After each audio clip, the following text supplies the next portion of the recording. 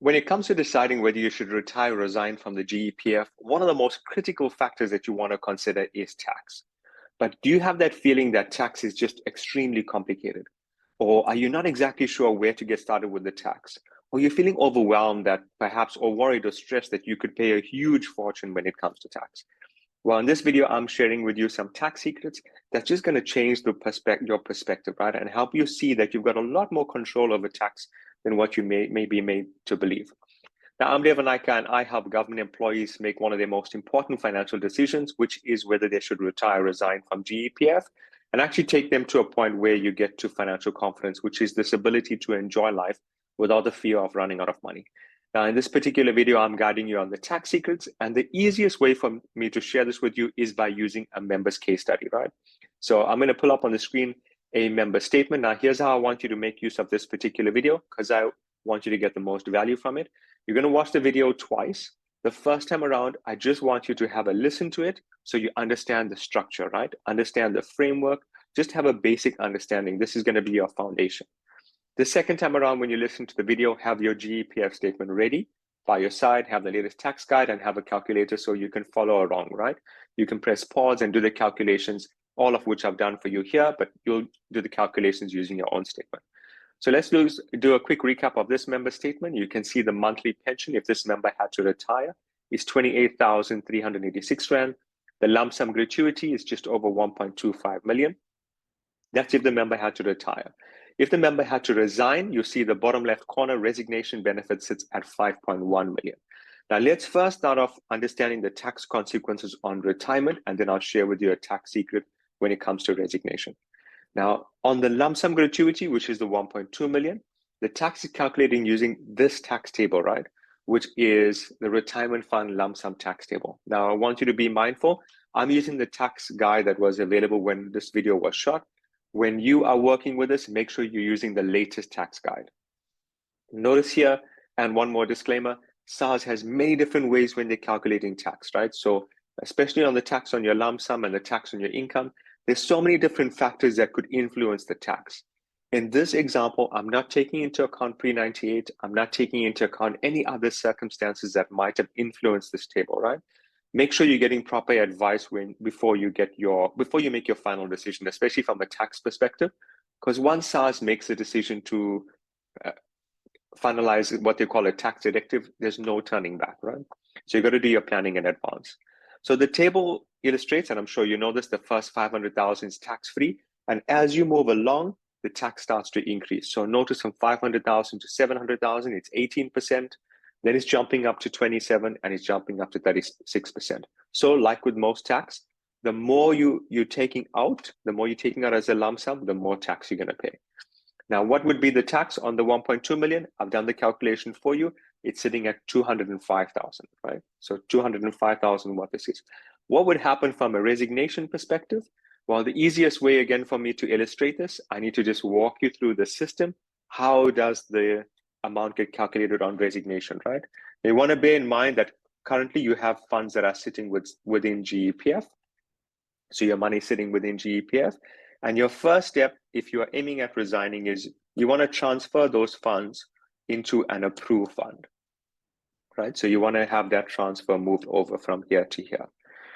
Now, after you make that transfer, you can't stay inside the approved fund, because the next step is you want to access up to 1/3 in cash, right? This would be your cash amount that's getting paid out to you. Now let's go analyze this carefully, right?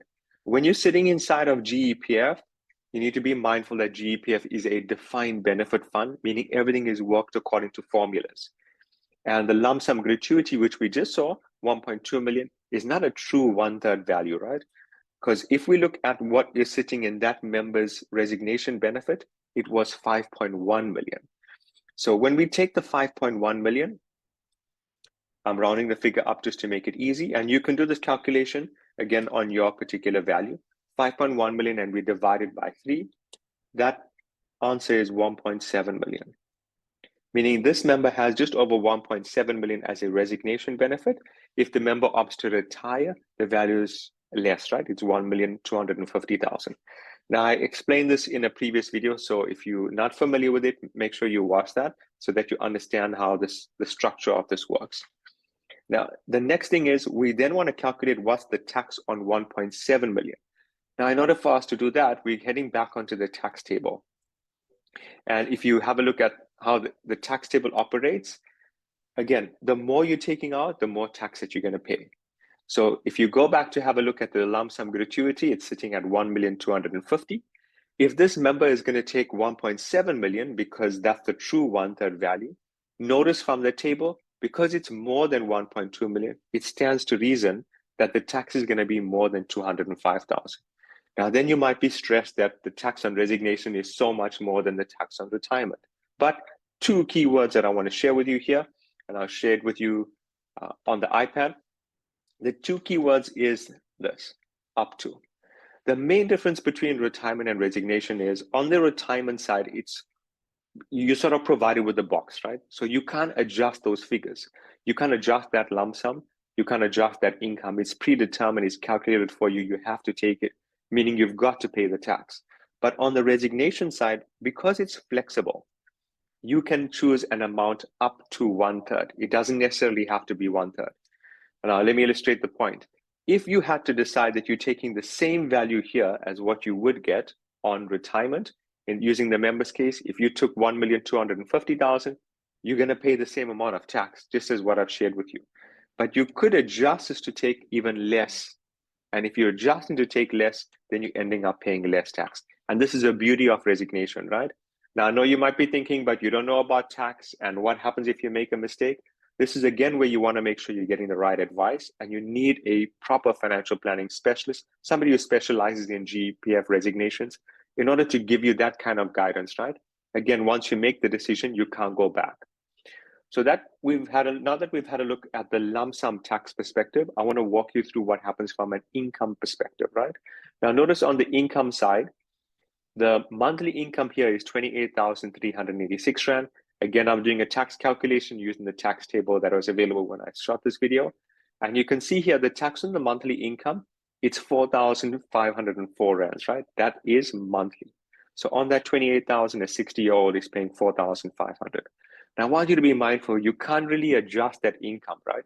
You can't really go to GEPF to say you want to take a reduced amount, meaning this tax has to be paid. There's no choice, you've got to pay it. And for the year, that works out to 54,000.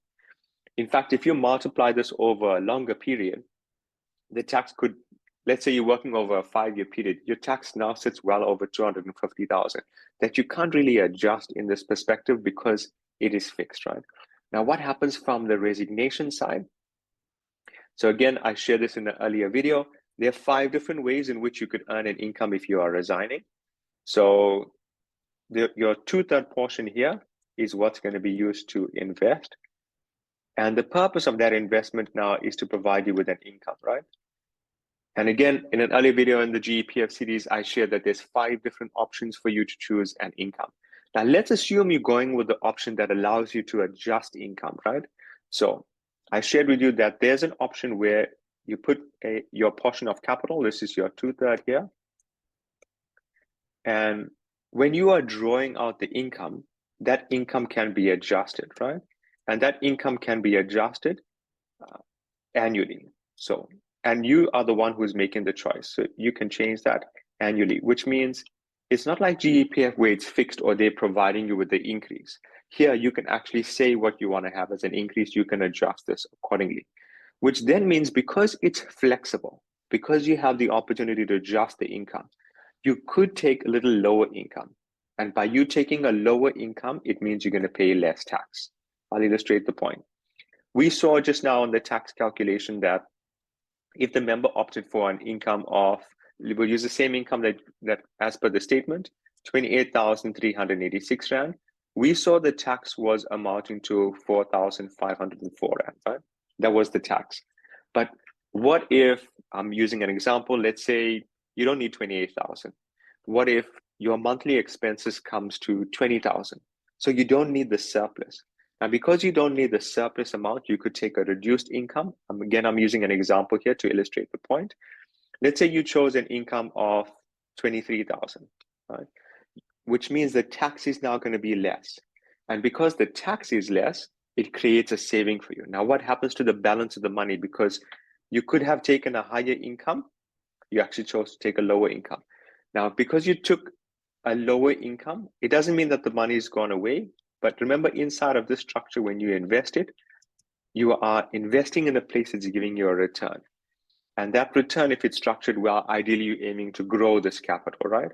Now, one of the techniques, one of the ways to grow the capital is you could take a lower income. So if you're aiming at taking a lower income, the benefit is you're going to pay less tax. It doesn't mean it's going to affect your return in any way. It just means if your investment is providing you with a higher return, let's say your investment brings in 28,000 or 30,000, the balance of that money sits inside the pool, which means your investment pool is starting to grow. Now, you always want to think about this from a 12-month perspective, especially if using this option, because you can change the income every single year, right? Now, there's all sorts of other tax techniques that you can apply in order to ensure that resignation is going to be very much more tax efficient, right? And the main reason that it allows for that is with resignation, you have the option to adjust the tax. So again, as I pointed out, on the lump sum, you could choose the lump sum that you're taking. And on the monthly income, again, depending on which option that you are selecting, you can choose the monthly income, which means because of the flexibility, if you want to save on tax, you can take less to pay less tax, right? Now, there's so much more that I want to share with you from a tax perspective, but everything depends heavily around your specific set of circumstances, right? Your circumstances are different to another member's, but this gives you the foundation, right? It gives you the information that you need in order to compare both options to see from a tax perspective which one's more beneficial. Now, if you've not already done so, I encourage you to watch the other videos inside of the series so that you can start to look at all the other components and everything else that you need to know to understand, again, which route is best for you, whether you should retire or resign. Remember to watch the video again. The second time around, I want you to press pause, have your GEPF statement on hand together with a calculator. I want you to bring these figures to life, right? So that you have the understanding for yourself and you see it from your perspective. Now, if you're looking for a shortcut in comparing retirement and resignation, or you're just wanting extra support, or you're not sure you want to get that information done for you, you're welcome to reach out to me to schedule a private consult, or I invite you to click on the link to join the Retire vs. Resign Masterclass that I host, where I share a lot more information for you. Now, if you've not already done so, please subscribe to the channel so that you're able to gain access to these powerful videos as soon as I produce them. Also, remember to click the thumbs up, and very, very, very importantly, I want you to post comments below so that I can track your progress, right? Has the information been helpful for you? What sort of assistance do you need from a tax perspective? How has this changed your thinking about retiring and resigning, knowing that this is how this works from a tax perspective? So comment below. I want to see and hear your progress on this. And I look forward to hosting you on the next video.